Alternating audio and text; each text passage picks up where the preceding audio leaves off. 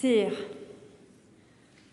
Monsieur le Président du Sénat, Mesdames et Messieurs les ministres, Mesdames et Messieurs les sénateurs, Mesdames et Messieurs les députés, Mesdames et Messieurs,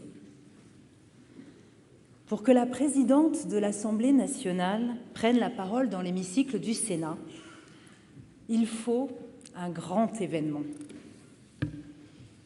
Et c'est en effet un moment historique que nous vivons et un grand honneur que vous nous faites, Votre Majesté, qui connaît bien la France, mais qui y vient pour la première fois en tant que souverain du Royaume-Uni de Grande-Bretagne et d'Irlande du Nord. Cette visite se devait de comporter une dimension parlementaire, car il faut le reconnaître, si le Royaume-Uni réclamait des royalties sur l'idée du Parlement, toutes les démocraties du monde lui seraient redevables. En France, dès le siècle des Lumières, le partage du pouvoir entre exécutif et législatif fait l'admiration des esprits éclairés. Si Montesquieu théorise la séparation des pouvoirs, il en observe la pratique de l'autre côté de la Manche.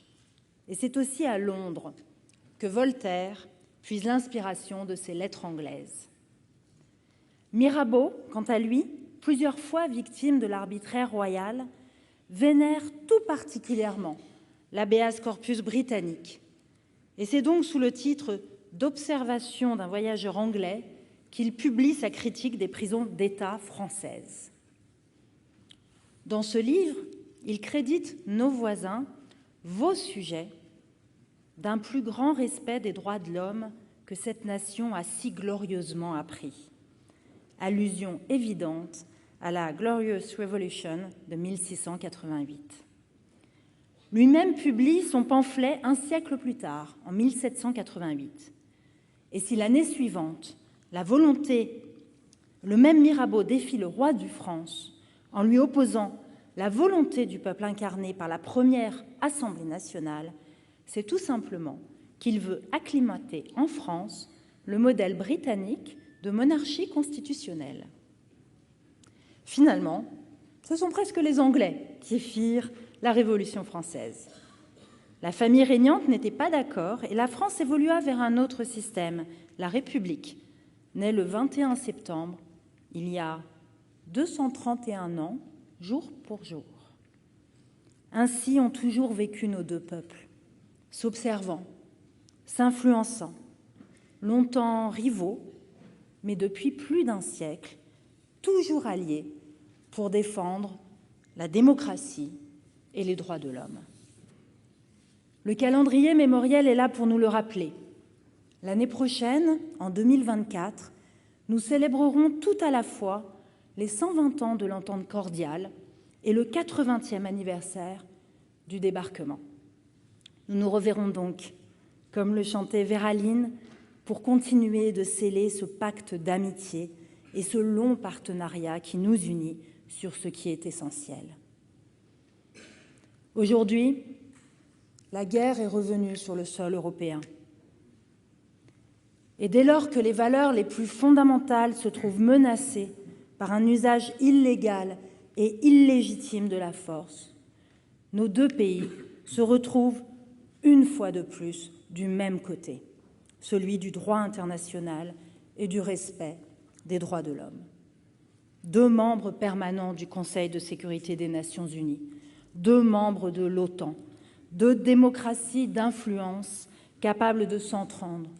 Cela compte dans un monde en proie aux tentatives de déstabilisation et de désinformation.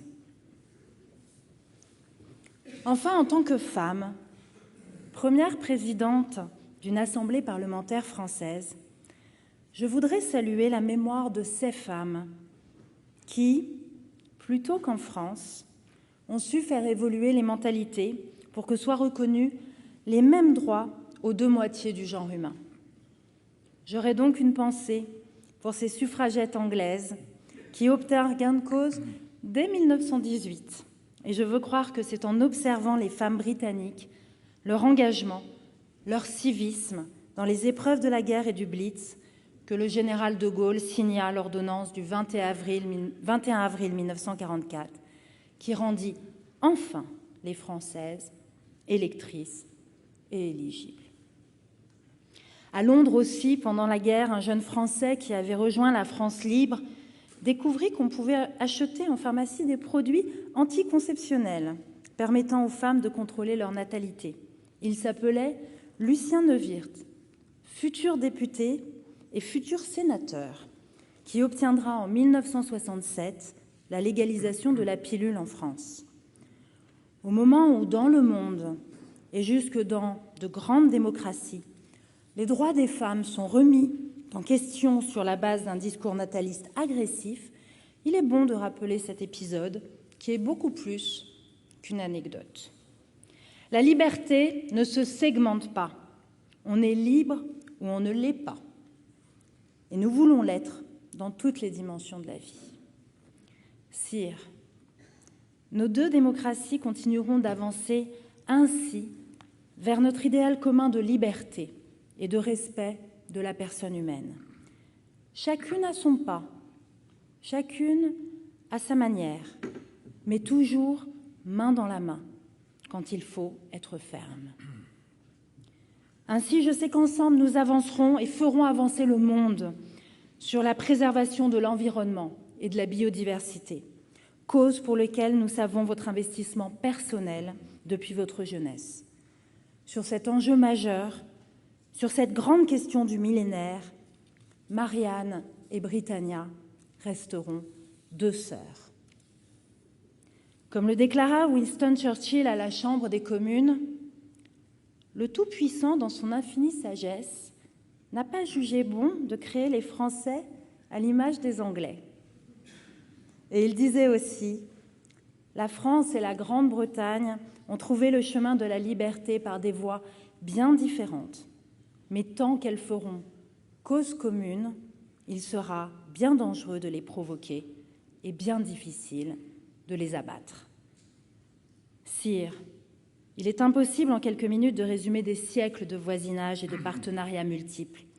Mais je sais que nous nous comprenons pour continuer à faire ainsi cause commune. Nos deux pays, qui se sont mis d'accord pour restaurer et entretenir la tapisserie de Bayeux, sauront donner une suite enthousiasmante à cette première bande dessinée de l'histoire. C'est tout le sens de votre visite. Et c'est pourquoi je suis fière et heureuse de vous dire, au nom de la représentation nationale, bienvenue en France.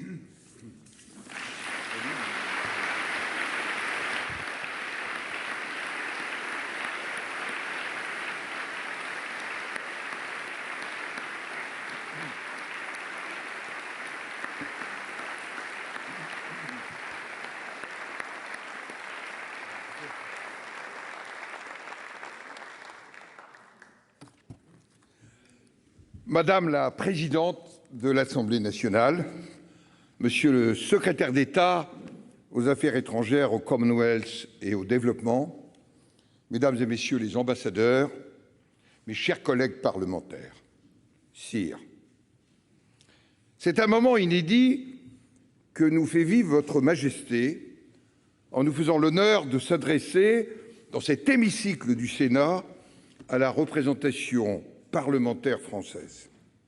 Pour la première fois dans l'histoire multiséculaire de nos deux pays, un souverain britannique va prendre la parole devant le Parlement français, réuni dans sa composition bicamérale et dans sa diversité politique. Vous me permettrez de souhaiter la bienvenue à la présidente de l'Assemblée nationale et à vous tous, chers collègues députés, qui siégez aujourd'hui parmi vos collègues sénateurs. J'ai le plaisir également de saluer les membres de la Chambre des communes et de la Chambre des Lords qui se sont joints à nous ce matin.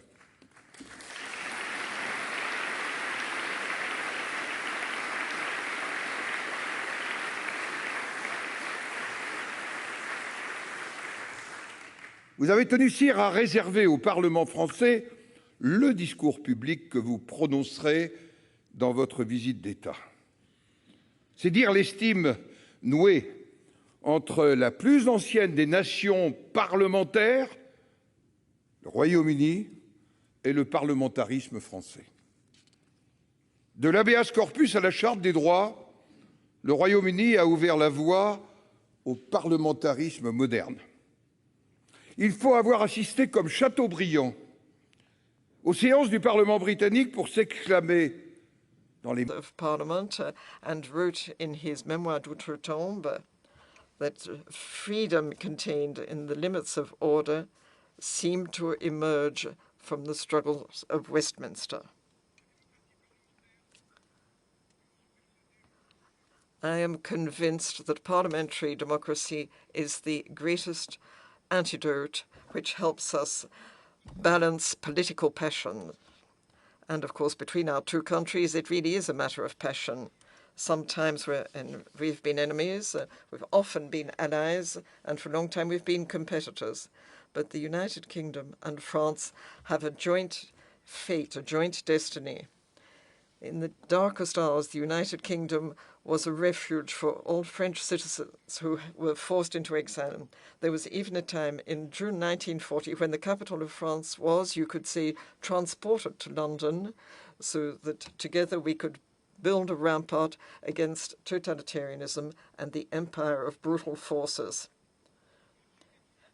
After much tumult and in a state of adversity, Victor Hugo had a prophetic view, and he too was a senator. He said, "England shall always be a sister to France." Today, as we will soon commemorate in spring next year the 80th anniversary of the Normandy landings, the destiny of the United Kingdom is closely linked, so closely linked to the future of the European continent. Brexit has changed nothing to that. Your nation is a key player for security in Europe. The United Kingdom and France are two nations with military tradition, and your country has never been invaded, well, except for William the Conqueror, who was French before his time. And the United Kingdom and France have had many challenges, but have always respected one another. Since the Entente Cordiale, which is almost 120 years ago, we have stood together side by side. Our nations are faithful to their vocation and have provided support for Ukraine, which has been attacked and invaded. Your Majesty, you have followed the example of Queen Elizabeth II, who visited the Senate on her state visit in 2004. But in addition to the respect we show to the Queen, I would also like to applaud the fact that we can see there is a tribute being paid to the different parts of the Republic, and the British sovereigns have travelled through these different parts of France, and they are represented here by the Senate. We have a tribute here to the diversity of different regions and landscapes which you are so interested in, and which are one of the great causes of our time. Local authorities in our two countries have formed so many bonds between themselves and are the soundest basis of our friendship. Through these different regions, we can see the genius of a nation being forged. This idea is not mine. It comes from the most French of British historians, Theodore Zeldin, who wrote in the History of French Passion that it was through such a genius that a nation was forged. And we can see that it was a British historian of great talent who managed to decipher the ins and outs of French passion. Your Majesty, there are very few European countries that, like the United Kingdom and France, have managed to maintain the same aspiration to see the world as an overall entity and to have links built on solidarity with the weakest countries. We can observe that with greater divides between North and South, this only serves ambitions for power, and neocolonialism is the practice of predatory states and not of the colonizing powers of the past. Repentance is an arm and must not divide.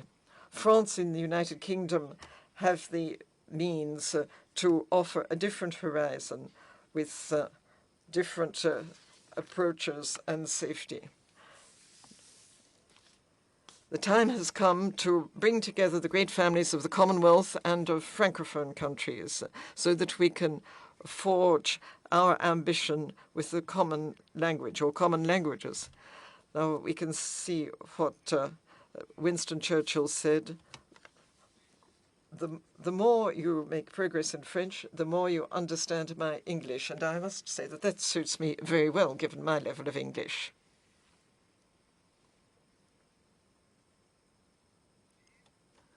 Your Majesty, Her Majesty Queen Elizabeth II stated in 1996, on the occasion of another state visit, which was that of President Chirac, who had gone to London, and she said, while we may not drive on the same side of the road, it is equally true that we are moving ahead in the same direction. And such wit, which we see as such typically British humour, shows this as very key truth here. We can follow different paths. We often follow divergent paths, but there is a constant element which defies any logic or any geographical aspects. We can see that London always brings us back to Paris, and Paris always takes us back to London. So this is a French Cartesian spirit, paying tribute to the humour and wit of the British.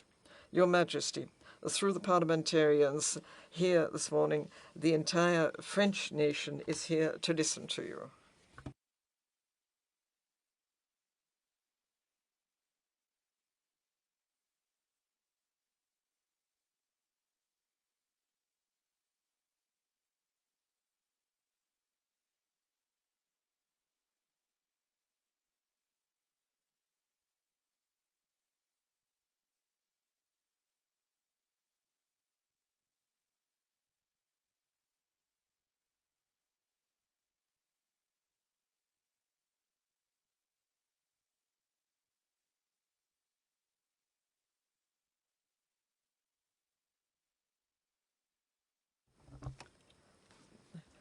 President of the Senate, Speaker of the Lower House, dear Senators, dear members of the Lower House, thank you 1,000 times over for your very moving messages. I am flattered to have been invited here by the presidents of the two chambers to speak here at this illustrious setting, which can be seen as the upper house of French Parliament since 1789. I am well aware that I am visiting before the official resumption of the two sessions of Parliament, so I must apologize to have interrupted your holidays.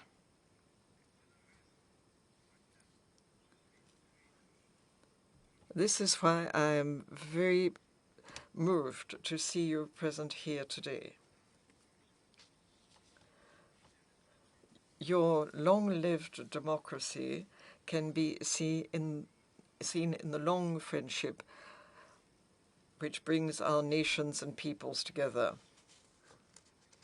Our partnership is built on a shared experience, and it is of vital importance as we face the challenges of the world. Quite simply, the United Kingdom shall always be one of the closest allies and one of the best friends of France. Yesterday, my wife and I started our visit at the Tomb of the Unknown Soldier. There we commemorated all those who died to defend the freedom which is so dear to our two countries. In the heart of this great nation, we paid silent tribute, standing together in solidarity, side by side with you, as our country stood side by side so often in the past.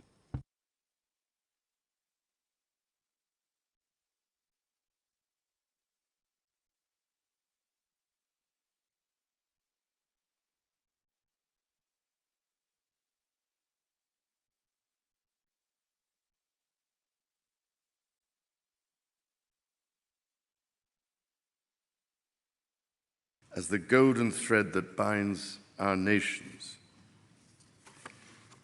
Quand ma mère est décédée l'année dernière, when my mother died last year, my family and I were greatly moved by the tributes made to her throughout France.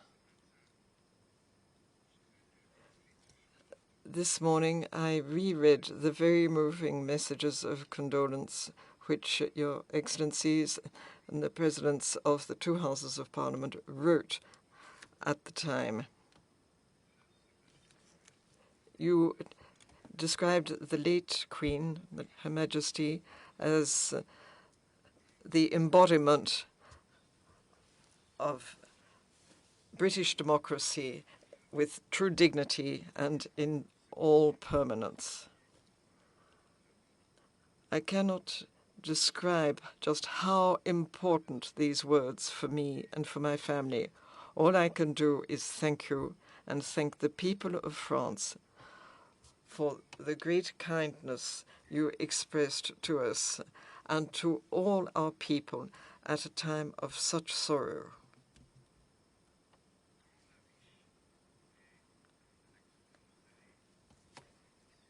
In the rich and complex tapestry of the relationship between France and the United Kingdom, the golden thread which my mother was shall always shine forth. I wish for her to continue to provide us with inspiration to weave further bonds between our two countries with determination, with hope, and with love.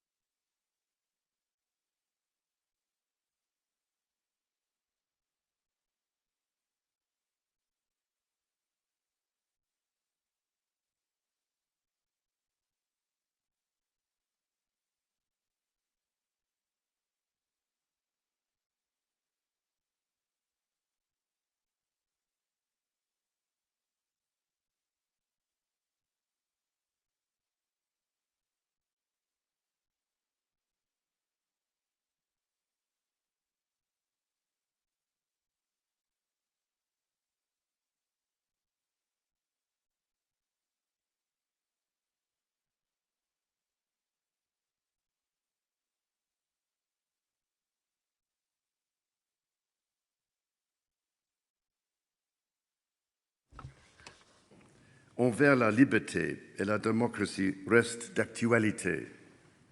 Aujourd'hui, nos forces armées s'entraînent ensemble au sein de la force expéditionnaire conjointe franco-britannique, se déploient ensemble avec les troupes de maintien de la paix de l'ONU et par le Conseil de sécurité de l'ONU, le G7 et l'OTAN, assument ensemble une responsabilité jointe pour la sécurité européenne et mondiale. Aujourd'hui, today, more than 80 years after we were fighting side by side for the liberation of Europe, we are once again up against an unjustified attack on our continent. Our determination and our alliance are more important than ever. Together we shall stand by the people of Ukraine with determined solidarity. Together we shall not move. Our determination shall not be moved. Ukraine will triumph, and our cherished freedom will prevail. Have once more demonstrated the fragility of so much that we hold dear. Just as we stand together against military aggression, so must we strive together to protect the world from our most existential challenge of all, that of global warming, climate change, and the catastrophic destruction of nature. Jacques-Yves Cousteau a dit si sagement, pour la majeure partie de l'histoire, l'homme a dû. For most of history, man had to fight nature to survive, but in this century, he's starting to realize that to survive, he must protect nature.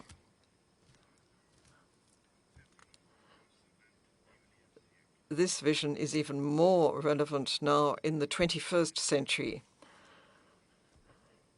Despite the extent and severity of the challenges our planet is confronted with, it is encouraging to see that measures taken by our governments and citizens, and increasingly by the private sector, have been taken.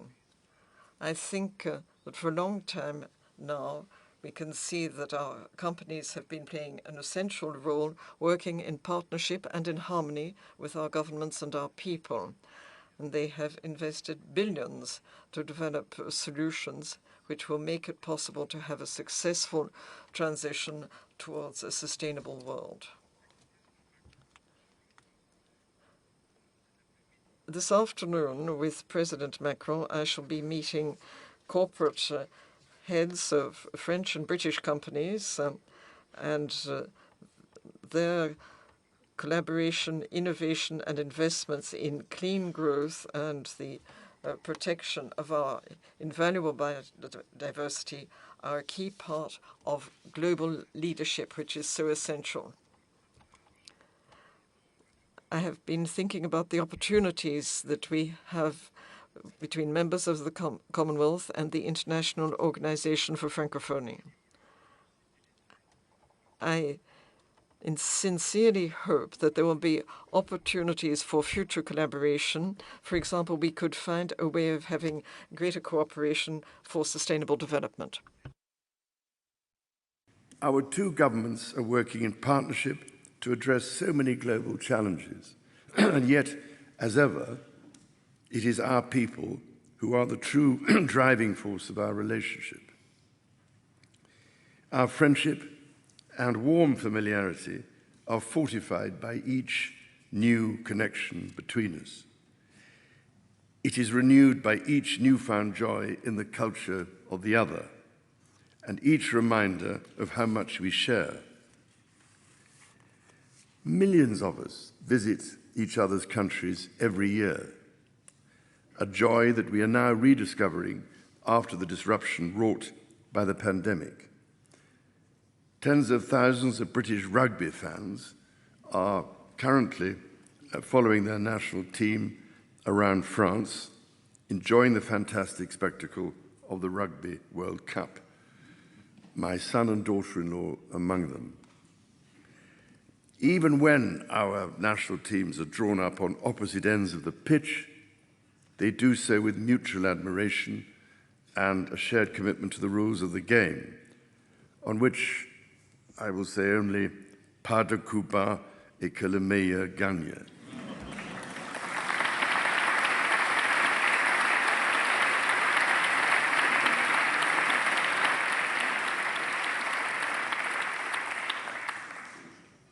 And of course, hundreds of thousands of our fellow citizens have chosen to live their lives permanently in each other's countries.